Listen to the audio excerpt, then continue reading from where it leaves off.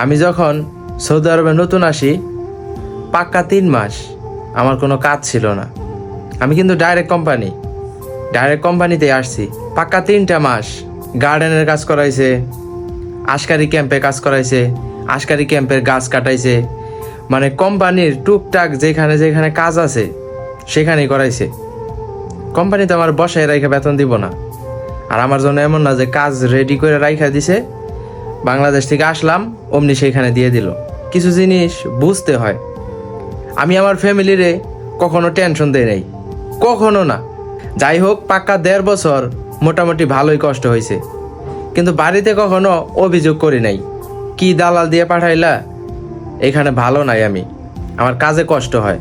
যদিও কাজে কষ্ট হইতো, কিন্তু কখনো ফ্যামিলিরে বুঝতে দিতাম না। সবগুলাই মাইনে নিতাম এবং কি মানায় নিতাম।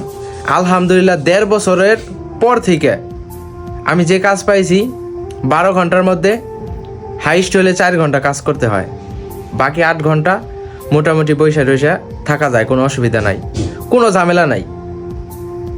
4 বছরের মধ্যে 1.5 বছর পাক্কা অনেক কষ্ট করছি। আজকে 2.5 বছর আলহামদুলিল্লাহ অনেক ভালো আছি, কাজের কোনো প্যারা নাই, মুদিরের গিরগির নাই। কিন্তু নতুন যে আসার পরে 1.5 বছর অনেক কষ্ট কাটাইছি।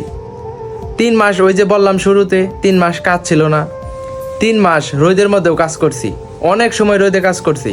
আশকারি ক্যাম্পের যে গাছ থাকে, আশকারি ক্যাম্পে এটাকে সৌদি আরবে আর্মি ক্যাম্প বলে। আর্মি ক্যাম্পের যে গাছ আছে সেই গাছগুলা কাইটা দিত, সেইগুলা গাড়িতেও তুলে দিতাম।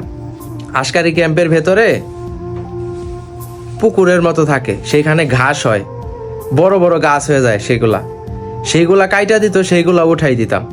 অনেক পরিশ্রম করছি, কিন্তু ফ্যামিলিরে কখনো অভিযোগ করি নাই, বুঝতে দেয় নাই যে আমি খারাপ আছি। আমি যে খারাপ অবস্থায় আছি এটা কখনো ফ্যামিলির বুঝতে দেয় নাই, কারণ ওই যে ফ্যামিলি টেনশন করব। বিদেশ আসার পরে পরিশ্রম করলে, হালালভাবে থাকলে অবশ্যই সফলতা পাওয়া যায়, কিন্তু তার জন্য কঠিন ধৈর্যের প্রয়োজন পড়ে।